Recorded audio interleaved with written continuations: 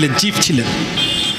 তিনি দুদিন আগে বলেছেন যে যুদ্ধ কোনো বলিউডের সিনেমা না, যুদ্ধ লাগলে অনেক ক্ষয়ক্ষতি হয়, চেষ্টা করতে হবে যুদ্ধ ছাড়া কিভাবে সমস্যা সমাধান করা যায়। তা সেনাবাহিনীর অফিসার তিনি কি এই যে শুভেন্দু অধিকারীর চেয়ে কম দেশপ্রেমিক?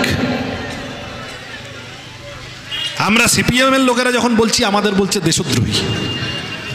কে তোরা আমাদের দেশদ্রোহী বলার? ওই উদয়দা বলছিল স্বাধীনতা আন্দোলনে উত্তর দিতে হবে তো বিজেপির লোকেদের, আরএসএস এর লোকেদের। নেতাজি সুভাষচন্দ্র বসু যে পার্টি তৈরি করেছিলেন সেই পার্টি বামফ্রন্টে আছে, ফরওয়ার্ড ব্লক।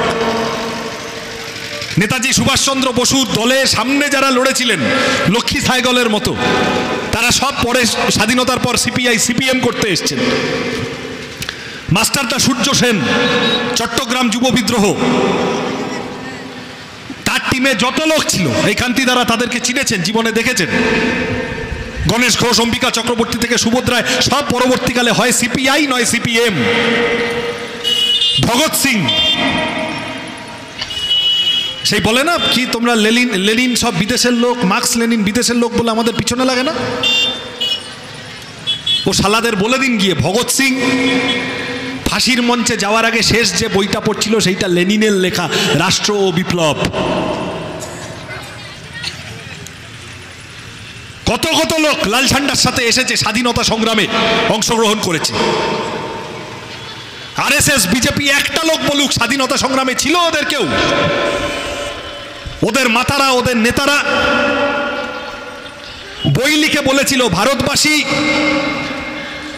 তোমরা ব্রিটিশের বিরুদ্ধে লড়ে সময় নষ্ট করো না, তোমরা মুসলমানদের বিরুদ্ধে লড়ো, কমিউনিস্টদের বিরুদ্ধে লড়ো, খ্রিস্টানদের বিরুদ্ধে লড়ো। আর উল্টো দিকটাও এতদূর অব্দি যদি কেউ যদি শুনে ভাবেন যে ও বাবা সৃজন মুসলমানদের টেনে বলছে, না বলছি না।